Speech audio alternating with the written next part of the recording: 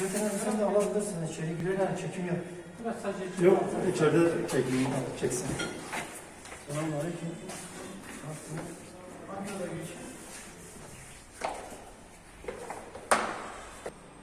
Hayırsever bir kardeşimizin uzaktan eğitime destek amaçlı olarak Umut Kervanı'nı aracı kılaraktan mağdur ailelere EBA üzerinden eğitim görmeleri amacıyla televizyon vermiştir. Biz de bu televizyonları bizde sürekli yardım yaptığımız mağdur aileleri tespit edip getirip bırakmışız kendilerine. Daha sonra servis gelecek, bunu monte edecek ve bundan sonra artık bu öğrencilerimiz EBA üzerinden derslerini rahatlıkla görebilecekler. Bu esnada emeği geçen kardeşlerimize de teşekkür ediyoruz. Böyle hayırlı yardımların devamını diliyoruz. Allah kendilerinden razı olsun ve kızına da hayırlı şifalar versin.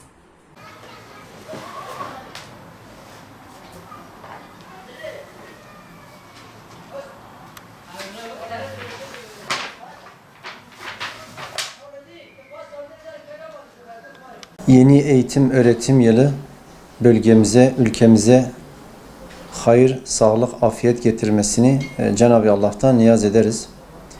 Bu vesileyle bu gölgesinde yeni yıla giren, pandemi gölgesinde yeni yıla giren bu eğitim yılı münasebetiyle malumunuz öğrenci olan çocuklarımız, kardeşlerimiz bu süreci sıkıntılı bir şekilde geçirmektedir.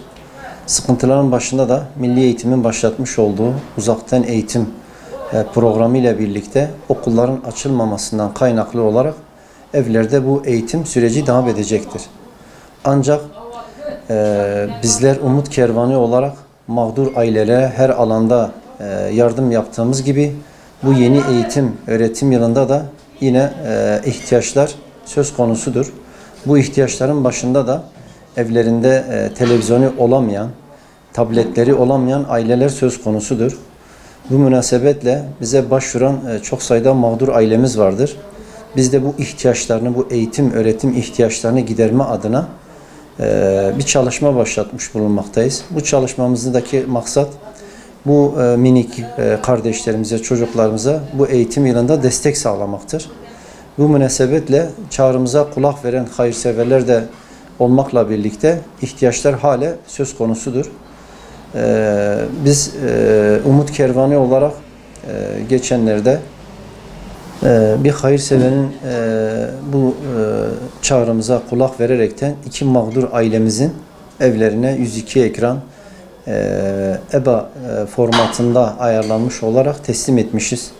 Bunun yanı sıra bir başka ailemizin bizden talebi tablet dediğimiz bu ihtiyacın giderilmesi noktasında söz konusuydu.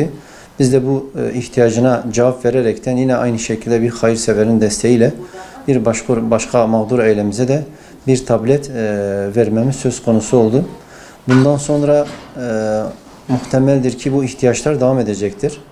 Dolayısıyla hayırseverlerden mağdur ailelerimizin, muhtaç ailelerimizin beklentisi odur ki bu ihtiyaçlarına, bu eğitim, öğretim ile ihtiyaçlarına cevap vermeleridir. Şimdiden yapacakları, destek verecekleri bu çalışmada Rabbim kendilerinden razı olsun, hayırlara vesile olsun. Teşekkür ederim.